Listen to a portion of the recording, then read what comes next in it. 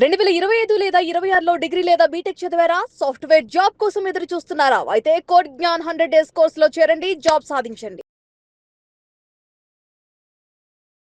నమస్తే సాయిరామ్ గారు. నమస్తే అండి. డిగ్రీ అండ్ బీటెక్ ఫినిష్ చేసిన స్టూడెంట్స్ ఎవరైతే ఉన్నారో వాళ్ళకి నెక్స్ట్ స్టెప్ ఏ విధంగా పడితే బెటర్ అంటారు? అంటే మిస్టేక్ లేకుండా వాళ్ళు ఏ స్టెప్ తీసుకోవాలి?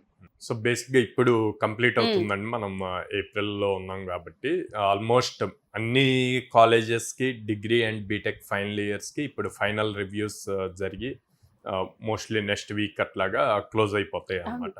సో ఈ క్లోజ్ అయ్యాకే చాలా ఇంపార్టెంట్ అండి ప్రతి స్టూడెంట్ లైఫ్లో. లైక్ 10th అయ్యాక ఇంటర్మీడియట్ జాయిన్ అయ్యే ముందు 1 month 1.5 month హాలిడేస్ వస్తాయి. అట్లాగే మళ్ళీ ఇంటర్మీడియట్ అయ్యి ఇంజనీరింగ్ జాయిన్ అయ్యేటప్పుడు 2-3 months హాలిడేస్ వస్తాయి. ఇప్పుడు ఇంజనీరింగ్ అయ్యాక వీళ్ళు ఎంటర్ అయ్యేది మళ్ళీ ఒక ఎడ్యుకేషన్ సిస్టంలోకి కాదు, ఒక రియల్ లైఫ్ కెరియర్లోకి ఎలా సెట్ చేసుకోవాలి అన్న దాంట్లోకి ఎంటర్ అవుతారు. ఈ ఎంటర్ అయ్యేటప్పుడు చాలా మంది అంటే ఎవరిని తప్పు పట్టడానికి లేదండి. పేరెంట్స్ అవనండి, స్టూడెంట్స్ ఏమనుకుంటారు, అరే ఇన్ని సంవత్సరాలు చదివాము, లాస్ట్ 4 years, సరే 4 years పక్కన పెడితే లాస్ట్ 15-20 days ఎలాంటి స్టూడెంట్ అయినా బాగా కష్టపడి ఉంటాడు. ఎగ్జామ్స్ రాయటానికైనా లేకపోతే ప్రాజెక్ట్ సబ్మిషన్కి రికార్డ్స్ రాసి రికార్డ్స్ కంప్లీట్ చేసి ఇట్లాగా కొన్ని డేస్ రెస్ట్ తీసుకుందాం అన్న పాయింట్లో ఉంటారు. At the same time parents side చూస్తే వాళ్ళు ఏమనుకుంటారంటే, మనకు ఆబ్వియస్లీ యూట్యూబ్ ఛానల్స్ ఇప్పుడు బాగా ఫేమస్ అయిపోయినాయి.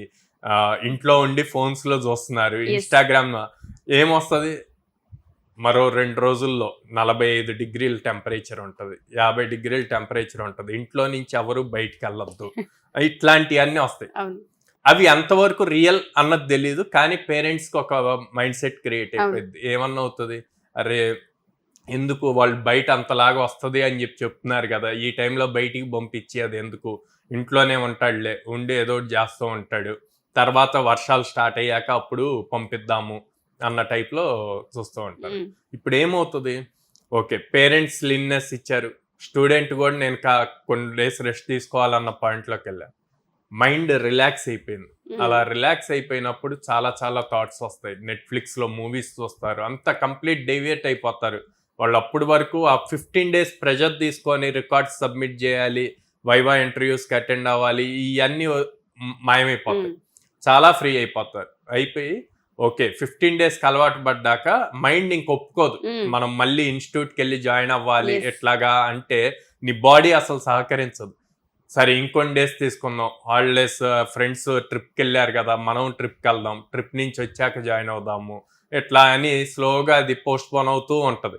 జూన్ వస్తుంది, మనకి తెలుసు మనకి ఏపీ తెలుగు స్టేట్స్లో వర్షం పడితే కుంభవృష్టి పడుతుంది. అలా పడినప్పుడు మళ్ళీ పేరెంట్స్కి భయం వేస్తుంది. ఈ టైంలో అక్కడ హైదరాబాద్ వరదలు అంటున్నారు, ఇక్కడ మన దగ్గర వరదలు అంటున్నారు, అసలు ఇన్స్టిట్యూట్స్కి పంపించాలా, రోడ్ల మీద వరదలు వస్తున్నాయి అంటున్నారు.